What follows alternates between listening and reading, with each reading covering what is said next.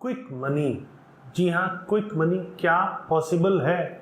मुझे लगता है नहीं है, लेकिन आपने ऐसी बहुत सारी चीज़ें सुनी होगी जिसमें आपको क्विक मनी दिख रही होगी। उसी का एक एग्जांपल है Airbnb rental on residential properties. आज मैं आपको बताऊंगा कि क्या एयरबीएनबी रेजिडेंशियल प्रॉपर्टीज के ऊपर एप्लीकेबल है, क्या वो लीगल है या नहीं है, और अगर आप किसी फॉरेनर को अपने यहाँ रख रहे हैं तो क्या फॉर्मेलिटीज़ आपको करने की ज़रूरत है। आज मैं आपको ये डिटेल में बताऊंगा और साथ में मैं आपको बताऊंगा कि अगर आप गुरुग्राम के अंदर हैं और आपको एयरबीएनबी यूज़ करना है और आपको लगता है कि कहीं जो किराया मुझे 15 से 20 या 25 हज़ार मिलता है किसी को रेजिडेंशियल एकोमोडेशन देने पर, वहाँ मुझे महीने का लाख रुपए मिल सकता है और आप उस लालच में फंस रहे हैं, तो मैं आपको ये बता दूं कि आखिर इसका एक प्रोसेस है। ऐसी कौन सी प्रॉपर्टी आप इस प्रोसेस के तहत दे सकते हैं, आज मैं आपको ये सारी डिटेल देने वाला हूँ। वीडियो में लास्ट तक बने रहेगा क्योंकि इन्फॉर्मेशन बहुत इंपॉर्टेंट है। अक्सर लोग तुरंत एक्शन ले लेते हैं कि हाँ एयरबीएनबी पे चढ़ जाएगा, मेरे को इतना पैसा आ जाएगा, और पैसा किसी को बुरा नहीं लगता, लेकिन पहले इन्वेस्टमेंट हो जाती है, उसकी डिज़ाइनिंग हो जाती है, उसको फर्निशिंग कर देते हैं, लेकिन बाद में पता लगता है कि ऐसे किसी ऑप्शन के लिए वो एप्लीकेबल है ही नहीं। तो आज इस वीडियो में आपको मैं सारी लीगल फॉर्मेलिटीज़ क्या क्या ज़रूरत है जिससे आप अपनी प्रॉपर्टी को कमर्शलाइज कर सकते हैं, वो सारी चीज़ें मैं आपको बताने वाला हूँ। चलिए शुरू करते हैं। नमस्कार, मैं हूं प्रदीप मिश्रा। प्रॉपर्टी मिश्रा शो में आपका स्वागत है। यहाँ हम आपको प्रॉपर्टी और प्रॉपर्टी मार्केट की हकीकत बताते हैं, नो बकवास, डायरेक्ट काम की बात। चलिए शुरू करते हैं। जैसा कि मैंने आपको बताया कि रेंटल का लालच सबको अट्रैक्ट करता है। अगर आपने प्रॉपर्टी ली है, रेजिडेंशियल प्रॉपर्टी में आप देख रहे हैं कि वहाँ मुझे 20, 25, 30, 35 हज़ार रुपये रेंट महीने का आ रहा है और मुझे वही रेंट 1 लाख रुपए मिल सकता है, तो सबको लालच आएगा। लेकिन आपको ये समझने की ज़रूरत है कि अगर आपने प्रॉपर्टी कमर्शियल यूज़ के लिए दी है तो उसका कमर्शियल यूज़ होना भी मैंडेटरी है। क्या गेस्ट हाउस की पॉलिसी है, इसको भी हम समझेंगे। साथ में अगर आप किसी फॉरेनर को अपने यहाँ रख रहे हैं तो आपको FRRO रजिस्ट्रेशन प्रोसेस से होकर गुजरना पड़ता है। आपको सबमिट करना पड़ता है C फॉर्म, मतलब ऐसा कोई भी आदमी जो होस्ट कर रहा हो फॉरेन गेस्ट को मॉनेटरी कंसिडरेशन के लिए इंडिया के अंदर, उसको, और वो भले ही कुछ घंटे के लिए क्यों ना हो, उसको C फॉर्म सबमिट करने की ज़रूरत होती है। C फॉर्म और मेंटेनेंस ऑफ गेस्ट रजिस्ट्री यहाँ दोनों इंपॉर्टेंट है। आपको foreigners act 1946 and registration of foreigners rule 1992 को फॉलो करना बहुत ज़रूरी है। ये रिक्वायरमेंट है आपको, जो कि एक्सटेंड करती है अक्रॉस इंडिया। ये हर पर्सन पे अप्लाई होती है। वो लोग जो फॉरेनर्स को एक गेस्ट के तौर पे अपने यहाँ रखते हैं, जिसमें मनी कंसिडरेशन इन्वॉल्व होता है। यहाँ पर यह hotel, guest house, lodge etcetera इन सब पे एप्लीकेबल होती है। जो C फॉर्म मैकेनिज्म है वो अथॉरिटीज़ को लोकेट करने में, ट्रैक करने में, फॉरेनर्स जो इंडिया के अंदर आए हैं उनको हेल्प करता है, जिससे सिक्योरिटी और सेफ्टी उनकी हो पाए। अगर आप इसकी रिपोर्टिंग रिक्वायरमेंट में फेल हैं तो इसका रिजल्ट आपको फाइन या जेल 5 साल तक हो सकती है। तो ये आपको क्लैरिटी हो गई होगी कि फॉरेनर्स को रखना मतलब उसकी सारी इंफॉर्मेशन आपको प्रोवाइड करनी पड़ेगी। तो होस्ट कहाँ सबमिट कर सकते हैं C form? C form submit करने के लिए ऑनलाइन प्लेटफॉर्म है जो ब्यूरो ऑफ इमिग्रेशन, मतलब BOI। तो यहाँ हमेशा आपको, जब भी आप होस्ट करने जा रहे हैं, किसी फॉरेनर गेस्ट को अपने पास रख रहे हैं, तो आपको फर्स्ट सारी इंफॉर्मेशन कंप्लीट करनी है FRRO रजिस्ट्रेशन प्रोसेस के तहत। ये आपके लिए बहुत इंपॉर्टेंट है। तो अब तक आप ये समझ गए होंगे कि फॉरेनर को रखने के लिए आपको क्या फॉर्मेलिटीज़ करनी है, लेकिन आपकी प्रॉपर्टी कमर्शियल है या नहीं, क्या वो गेस्ट हाउस के लिए एप्लीकेबल हो सकती है या नहीं हो सकती, मतलब रेजिडेंशियल कमर्शियल किस तरह की उसकी यूजेज है, ये मैं आपको क्लियर करता हूँ। तो अगर आप guest house, boarding house Haryana के अंदर ऑपरेट कर रहे हैं तो आपको परमिशन चाहिए DTCP से या फिर डायरेक्टर ऑफ म्युनिसिपल कमेटी या municipal corporation, depending upon the location, कि आपकी गेस्ट हाउस और बोर्डिंग हाउस की लोकेशन कैसी है।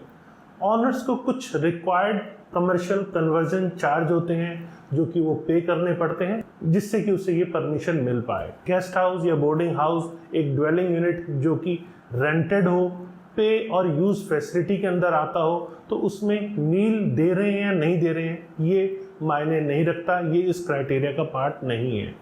पे एंड यूज़ फैसिलिटी के अंदर वो जनरल पब्लिक के लिए भी ओपन हो सकता है और इसकी लिमिट जो है 1 मंथ से ज़्यादा नहीं होती। मतलब आपके पास अगर कोई गेस्ट आ रहा है तो वो 1 महीने से ज़्यादा का स्टे नहीं होता।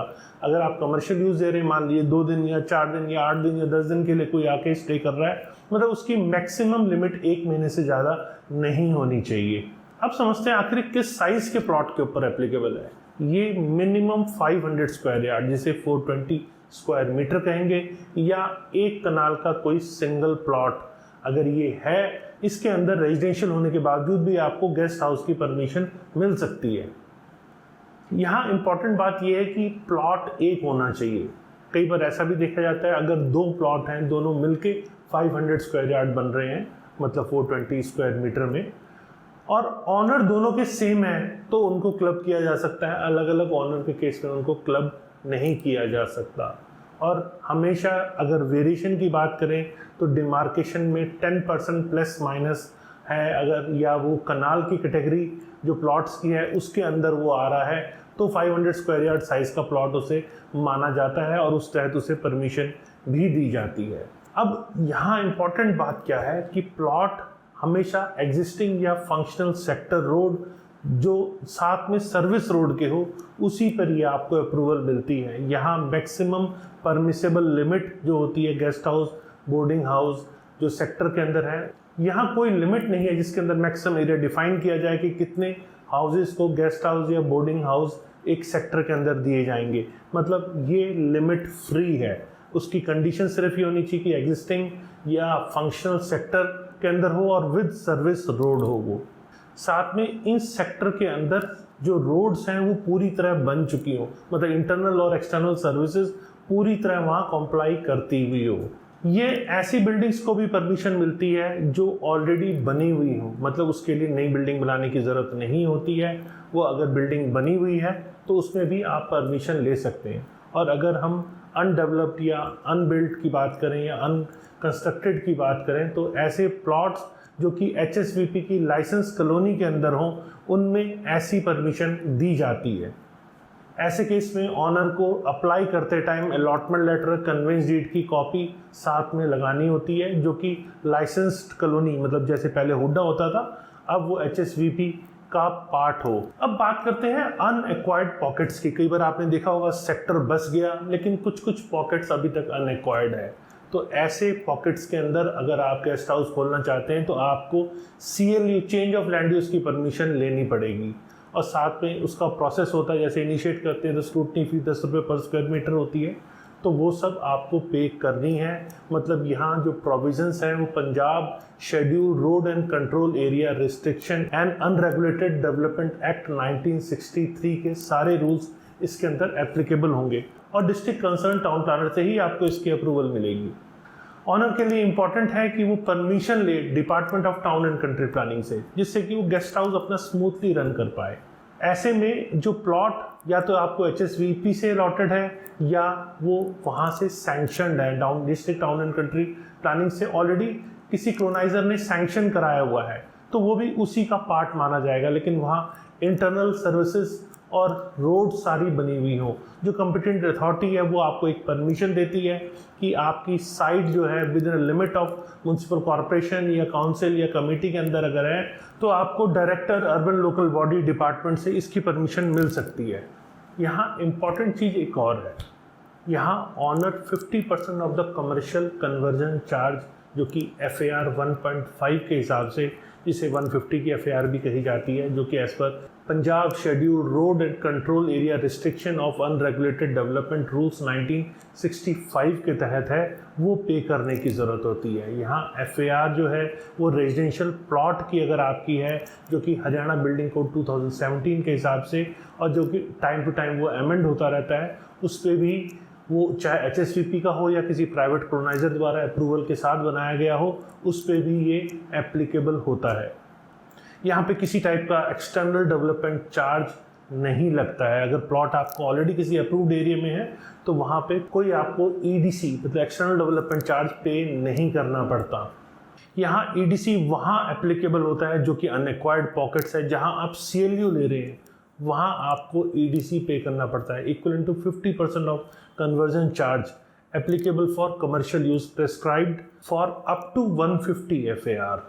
मतलब इसे 1.5 कह लें या 150 FAR कह लें, 150% FAR के हिसाब से आपको ये चार्जेस पे करने पड़ते हैं। अगर हम यहाँ पार्किंग की बात करें, जो पार्किंग व्हीकल्स की है वो रेजिडेंशियल प्लॉट की जो फ्रंट की बाउंड्री है उसको रिमूव करके यहाँ पार्किंग फैसिलिटी की जा सकती है।